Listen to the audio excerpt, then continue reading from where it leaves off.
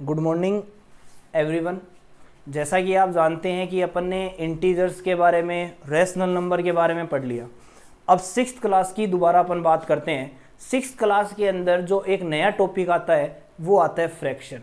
ये एक ऐसा टॉपिक है जो स्टूडेंट फिफ्थ क्लास की जो बोर्ड एग्जामिनेशन है, मैं राजस्थान बोर्ड की बात कर रहा हूँ, उसके अंदर इसका थोड़ा सा ही हिस्सा पढ़ते हैं। वैसे जो फ्रैक्शन स्टार्ट होता है वो सिक्स्थ क्लास से होता है, तो अपन इसकी पूरी डिटेल के बारे में पढ़ेंगे।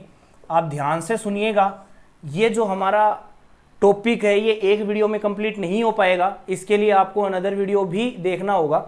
सबसे पहले अपन स्टार्ट करते हैं फ्रैक्शन क्या है, क्योंकि एट्थ क्लास को मैंने रेशनल नंबर के बारे में बताया तो इतना डीपली इसलिए नहीं बताया क्योंकि उनका फ्रैक्शन इंटीजर पढ़ा हुआ है, तो उनको इतनी ही डिटेल में समझ में आ गया। लेकिन ये सिक्स्थ क्लास के लिए एक नया टॉपिक है, और नया टॉपिक है तो जाहिर सी बात है इसको समझना पड़ेगा, और इसको समझने के लिए आपको पूरी डिटेल में पढ़ना जरूरी है।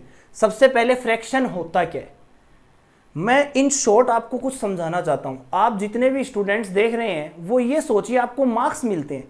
मार्क्स कैसे मिलते हैं? Out of 10, out of 20, out of 100 मिलते हैं, और आप बता देते भी हैं। बताते हैं नहीं बताते? फर्स्ट क्लास वाला स्टूडेंट भी बता देगा आई गेट 10 आउट ऑफ 10, यानी मेरे को 10 में से 10 मार्क्स मिले, राइट। तो ये जो आप इस तरीके से मार्क्स दे रहे हो, या हम टीचर्स मार्क्स दे रहे हैं, इसे ही क्या कहते हैं? फ्रैक्शन कहते हैं। क्या कहते हैं? फ्रैक्शन कहते हैं। आपको डेफिनेशन से नहीं समझना, आपको प्रैक्टिकली समझना है, एग्जाम्पल से समझना है। डेफिनेशन भी जरूरत है, आपको डेफिनेशन की जरूरत है, क्योंकि कल को कोई टीचर आपसे पूछे व्हाट इज द फ्रैक्शन, तब आपको क्या बोलना है? तब आपको उसकी डेफिनेशंस बुक के स्टार्टिंग में ही है, आप देख सकते हैं। जो भी सिक्स्थ क्लास के स्टूडेंट है उसके पास कैसी भी बुक हो, चाहे वो सीबीएसई का स्टूडेंट हो, चाहे वो सीसीई का हो या आरबीएसई का हो, अपनी बुक के 6 चैप्टर या 7 चैप्टर या 5 चैप्टर जिसमें भी फ्रैक्शन नाम का टॉपिक है उसे ओपन कीजिए। उसके अंदर डेफिनेशन फ्रैक्शन की कुछ इस तरीके से मिलेगी, the form of P upon Q where Q is not equal to 0, यानी इस तरीके से लिखा हुआ मिलेगा, Q is not equal to 0 मिलेगा, and P and Q are naturals number, natural number लिखा हुआ मिलेगा, इज कॉल्ड फ्रैक्शन। यानी आप याद रखिएगा नीचे, क्यों कभी आपको 0 में से मार्क्स मिले हैं क्या? नहीं मिले। इट मींस याद रखिएगा नीचे डिनोमिनेटर कभी भी क्या नहीं हो सकता? 0 नहीं हो सकता है। अब अपन इसकी आगे बात करते हैं। ये तो नॉर्मली बात हो गई, क्यों? क्योंकि इसमें तो 5 में से ही 3 मिल सकते हैं, 5 में से 5 मिल सकते हैं। क्या 5 में से 6 मार्क्स मिल सकते हैं क्या? आपको 5 में से 6 मार्क्स मिल सकते हैं क्या? नहीं मिल सकते। अब नहीं मिल सकते इसका मतलब क्या है? क्या ये फ्रैक्शन नहीं है? है। इट मीन्स आपको इसीलिए कहा गया है P अपॉन Q फॉर्म में होना चाहिए। ये मतलब नहीं है कि which is greater and which is smaller, आपको इस चीज का ध्यान रखना है। ऐसा नंबर मिल रहा है मतलब वो फ्रैक्शन है।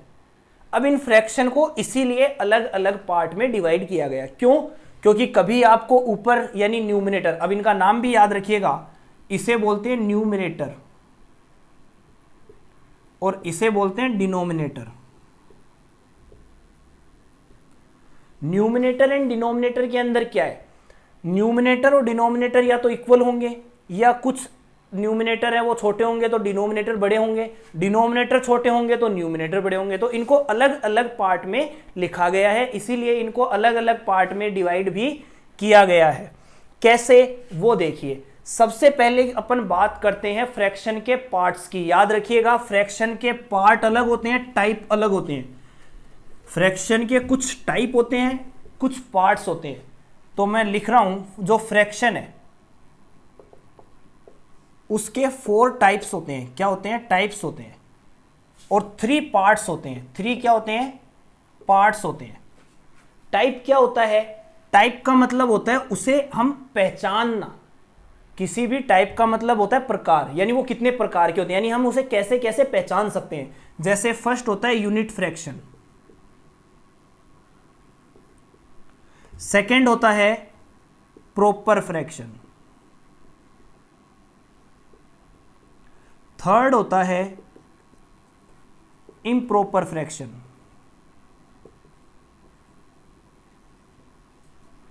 फोर्थ होता है मिक्स्ड फ्रैक्शन। 4 टाइप्स, 4 के 4 मैंने लिख दिए हैं। कुछ स्टूडेंट्स ध्यान रखिए, आपको अगर ये पढ़ाया गया है कि उनके 7 टाइप्स होते हैं तो वो गलत बात है। टाइप्स और पार्ट्स में डिफरेंस क्या है, मेरे पास इसका आंसर है, आप ध्यान से सुनिएगा, आपको पता लग जाएगा कि मैं टाइप क्यों बोल रहा हूं, पार्ट्स क्यों बोल रहा हूं। Like fraction, unlike fraction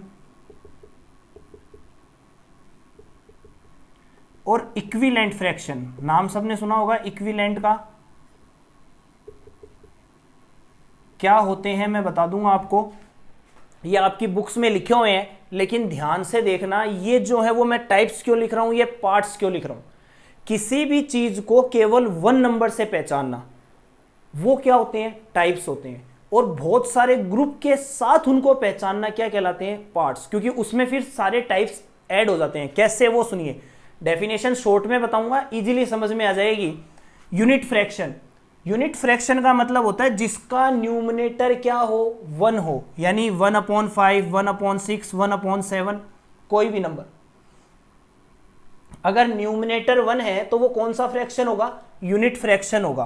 proper fraction, जिसका न्यूमरेटर जो है वो छोटा होगा, numerator is less than denominator, जैसे 2/3, 5/7, यानी आप यूनिट फ्रैक्शन को प्रॉपर फ्रैक्शन भी कह सकते हैं। उसके बाद में इम्प्रॉपर, इसमें न्यूमरेटर बड़ा होता है, डिनोमिनेटर छोटा होता है। मिक्स्ड, मिक्स्ड में क्या होता है, एक होल नंबर एक्स्ट्रा ऐड हो जाता है, जो इस तरीके से होता है, इस तरीके के कोई भी नंबर, लेकिन ये मिक्सचर किसका होता है, whole number and proper fraction. Proper fraction क्यों, प्रॉपर फ्रैक्शन इसलिए क्योंकि प्रॉपर फ्रैक्शन का मतलब न्यूमरेटर छोटा होना चाहिए। मिक्स्ड तभी होगा, जैसे मैंने ये लिख दिया, क्या ये मिक्स्ड है, नहीं है। क्यों नहीं है, क्योंकि ये तो एक होल नंबर है, 7 is a whole number, but 5/3 is not a proper fraction, it is an improper fraction. ये इम्प्रॉपर फ्रैक्शन है, इसलिए ये मिक्स्ड फ्रैक्शन नहीं है।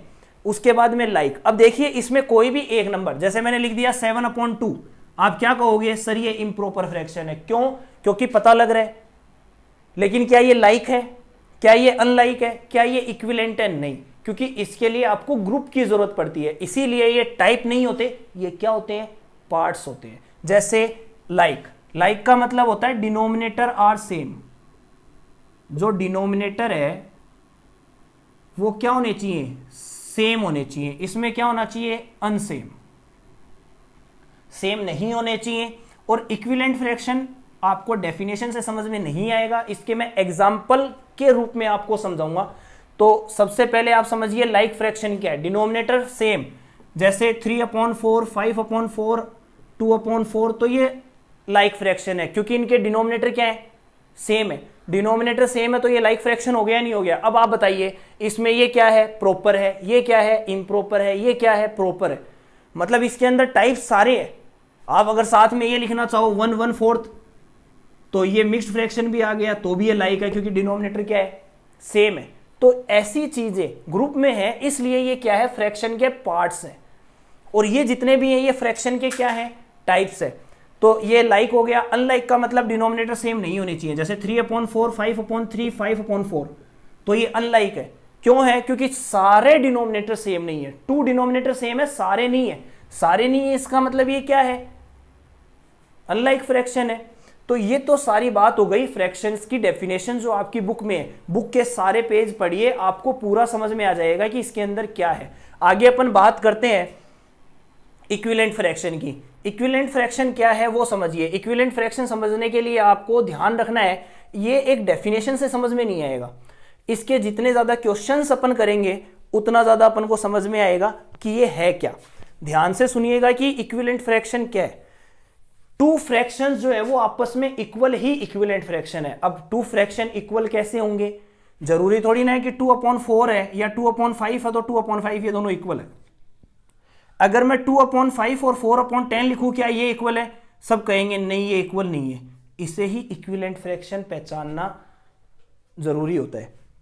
कैसे पहचानेंगे, सबसे पहले आपको इनको पहचानना कैसे है, इनको पहचानने का सिंपल सा तरीका होता है क्रॉस मल्टीप्लाई। आप इनको क्रॉस मल्टीप्लाई कर दो, जैसे 2 को 10 से, 5 को 4 से, कितने आ रहे हैं, 20। देखो आंसर सेम आ रहा है या नहीं आ रहा, सेम आ रहा है ना, सेम आ रहा है, इसका मतलब ये क्या है, इक्विवेलेंट फ्रैक्शन है। यानी किसी भी फ्रैक्शन को इक्विवेलेंट है या नहीं ये पहचान सकते हैं आप। कैसे पहचानेंगे, क्रॉस मल्टीप्लाई। 4 को 3 से करो, 9 को 5 से करो, 12 9 5 45 नहीं आ रहा सेम, मतलब ये क्या है, इक्विवेलेंट नहीं है। ये तो हो गया इक्विवेलेंट पहचानना। अब मैं बात करता हूं इक्विवेलेंट लिखना। अगर आपको ही लिखना हो तो, जैसे मान लीजिए मैंने कोई भी क्वेश्चन आपको दे दिया, 1/2 दे दिया, 1/2 का इक्विवेलेंट फ्रैक्शन लिख के बताओ मेरे को क्या है, तो ऐसे में कितने इक्विवेलेंट होंगे, याद रखिएगा बहुत सारे होते हैं। 1/2 है, उसका इक्विवेलेंट लिखना है, तो 1/2 का इक्विवेलेंट फ्रैक्शन लिखने के लिए आपको क्या करना है, 1/2 इसको ऊपर और नीचे सेम नंबर से मल्टीप्लाई करना ही इक्विवेलेंट होता है। चाहे आप 2 से कर दो, चाहे आप 3 से कर दो, 4 5 10 100 1000 किसी से भी, लेकिन याद रखिएगा दोनों सेम। जैसे मैं यहां 2 लिख रहा हूं तो नीचे भी क्या लिखना है, 2 ही लिखना है। तो आंसर कितना आएगा, 2/4, यानी 1/2 और 2/4 आपस में क्या है, इक्वल है। अगर मैं 1/2 को 3 से ऊपर नीचे मल्टीप्लाई कर दूं तो 3/6, यानी ये भी क्या है, इक्वल है, यानी ये इक्विवेलेंट फ्रैक्शन। ऐसे ही क्या होते जाएंगे, ये चलते जाएंगे और चलते जाएंगे। इसका मतलब क्या होगा, इन्फिनिटिव होगा, नहीं होगा, infinitive rational number, sorry fraction होगा। फ्रैक्शन जो है वो रैशनल नंबर का ही एक हिस्सा है। Thank you.